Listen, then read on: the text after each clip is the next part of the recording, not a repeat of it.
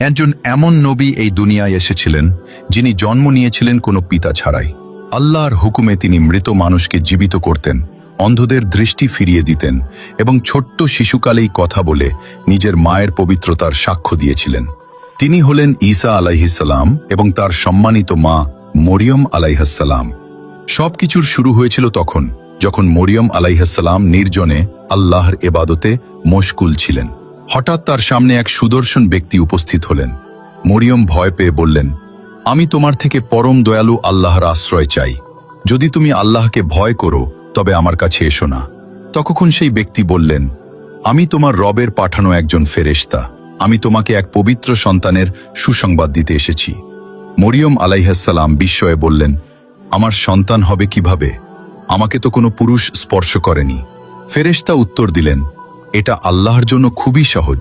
তিনি যখন কোনো কিছু করতে চান তখন শুধু বলেন হও, আর তা হয়ে যায়।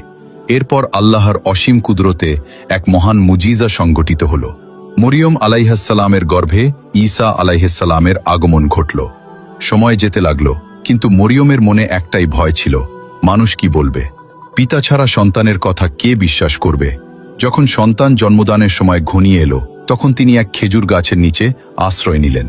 কষ্টের মুহূর্তে তার হৃদয় থেকে বের হলো, হায়, যদি আমি এর আগেই মারা যেতাম এবং মানুষ আমাকে ভুলে যেতে। কিন্তু ঠিক তখনই আল্লাহর রহমত নাজিল হলো।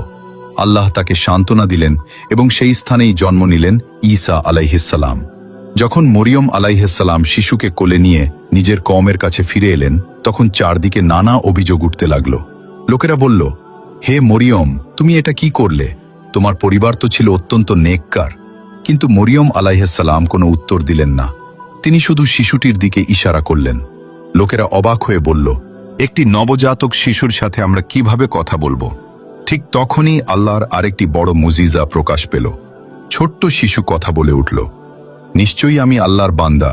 তিনি আমাকে কিতাব দিয়েছেন এবং আমাকে নবী বানিয়েছেন। এই কথাগুলোই ছিল মরিয়ম আলাইহিসসালামের পবিত্রতার সবচেয়ে বড় প্রমাণ। ঈসা আলাইহিসসালামের জন্ম আমাদের শেখায় আল্লাহর জন্য কোনো কিছুই অসম্ভব নয়। তিনি চাইলে অসম্ভবকেও সম্ভব করে দেন।